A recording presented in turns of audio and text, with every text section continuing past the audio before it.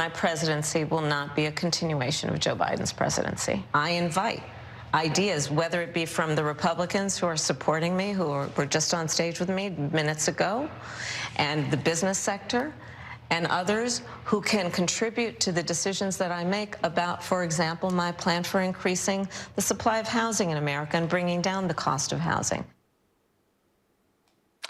Kamala Harris's presidency would be different from Joe Biden's because she loves Republicans and big business way more. I don't know if that's the right message, but that is the message that she was sending during today's interview with Bret Baier on Fox News. And I want to give her credit for being willing to go into what should be considered a hostile territory and making a case for herself in this election.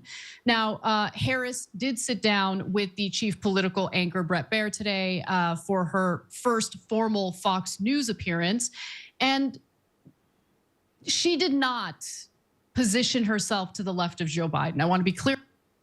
So here we are today on the Young Turks channel, and as we can see, Anna Kasparian of the Young Turks is commenting on Kamala Harris's interview on Fox News. So, as usual, despite recently outing herself as having left the left, Anna Kasparian still calls herself a progressive, apparently, or she still wants all those progressive things that the Young Turks have always said they wanted since their inception. So, you know, because it's great being calling yourself a progressive, because it just means you want progress. Doesn't everybody want progress? But of course, there's never enough progress. You can always make more progress. It never ends.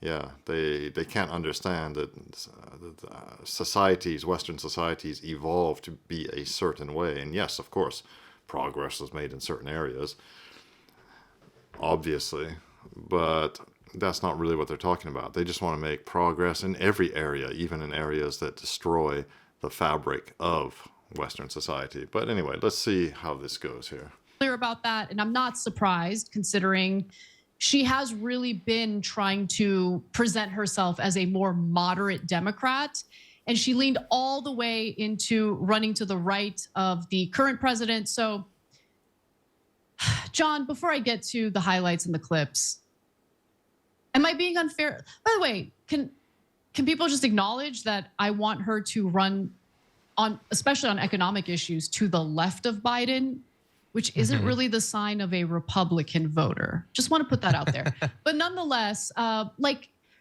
sometimes I'm worried that I'm being a little too unfair to Kamala or too critical, because people tend to be more critical of the party that they're closest to, right? What do you think? I wonder about that. I feel like we come across a lot of people that have complete blinders to their own side. I think one of the reasons TYT has stood out is a willingness to be critical of both sides in some period. Well, basically whoever's in power. No, I don't think that you're necessarily being too critical. I mean, I try to, maybe to maintain my sanity, I try to simultaneously consider all of the potential reasons that she would be doing this, because what you just showed fits into a genre of things she's said and done that we don't like. You talked earlier about like hey, Liz Cheney likes me, and oh, Dick Cheney, and it's like, oh, that makes us sick. And then you have this, it's this, and I'm gonna have you know a council of Republicans, and I'm gonna do all that. I'm gonna put someone on my cabinet, all this stuff that Republicans would literally never do. So she could potentially be doing it because she thinks that there are people that think bipartisanship harkens back to a bygone era before Trump, and maybe they'll find that appealing. She could be doing it because she thinks some Republicans who don't love Trump, this might make it more palatable to cross over and support her. And there is some polling evidence that over the past month, she has actually drawn like 4 to 6% more Republicans. It could also be, and I think this is probably the reason you are critical and that we might be critical of her, that we think it accurately reflects how she might rule as president. Yeah, well, of course she's just being more centrist. That's what a lot of candidates do. Donald Trump is the main outlier to that, although, I mean, he was in 2016. This time around, he's adopting all sorts of, he's going crazy about how he loves Israel, about how he's crazy about IVF. He's adopting a bunch of Democratic talking points, and the Democrats are adopting a bunch of Republican talking points or positions. basically, let's face it, you know, the two parties in the States are completely in the pocket of massive donors. The donors want a quid pro quo, as this guy said here, and as Anna has pointed out, that's just the way it works. The system is rotten and corrupt to the core. And the crazy thing is, either of the parties, especially the Republicans, could make huge gains on immigration, because that's a real hot topic issue, simply by being actually strong on it. And I think they're going to talk about that shortly. If she's doing that stuff to get elected, and then she immediately tells them to go kick political rocks afterward, then kudos, fine, I love that. The issue is that the last couple of Democratic presidents have not, like, they haven't trained us to think that the Democrat is likely to be way more progressive as president than they were as candidate. It usually goes the opposite direction. Right. And so I think it's probably a mix of those three, but there's probably too much of that final category for either you or I. Yeah, and for me, the main indicator is how the campaign was funded, because you're not going to have billionaire donors bundling tens of millions of dollars in campaign donations for a candidate without expecting something in return. Yeah, no shit, Sherlock. That's the way it's always been. And so I think that, unfortunately, to some extent, that money has already had an impact on or influence on the messaging she's putting out in this campaign. So we'll get to all of that. But first, I want to start with one of the more contentious issues, and that is the topic of immigration. Let's take a look. How many illegal immigrants would you estimate your administration has released into the country over the last 3.5 years? Well, I'm glad you raised the issue of immigration, because I agree with you. It is a topic of discussion that people want to rightly have. And you know what I'm going to talk about. Yeah, but right do you, now, just a number, do you think it's 1 million, 3 million? Brett, let's just get to the point. Let's get to the point. Oh, she's so slimy and so empty and slimy. Yeah, he asked you a very specific question, which of course you're not answering. And it's obvious what she's going to say. She's going to say what she always says. I've seen a few interviews now. She's going to say that the immigration system is broken and we need to fix it. And it's an important issue, like she just mentioned. And we tried early on in the administration to pass an immigration bill, but the Republicans shot it down. 100% guaranteed she's going to say that. Okay, the point is that we have a broken immigration system Bingo. that needs to be repaired. So your Homeland Security Secretary said that 85% of apprehensions. I'm not finished. We have It's a an rough immigration estimate of system 6 million people that have been needs to be- released. Whoa, did you hear that? 6 million people released, illegal, so-called asylum seekers. That's outrageous. Into the country. Looking back, do you regret the decision to terminate Remain in Mexico at the beginning of your administration? At the beginning of our administration. All she had to do was just say, yes, I regret it. I will, on my first day as president, I will reinstate, stay in Mexico or remain in Mexico. That's all. Either party would have to do that, and their poll ratings would shoot up. Immigration is a major topic, mass migration. I hate calling it immigration because nobody's really against immigration per se, not even me. You know how rabid I am about it.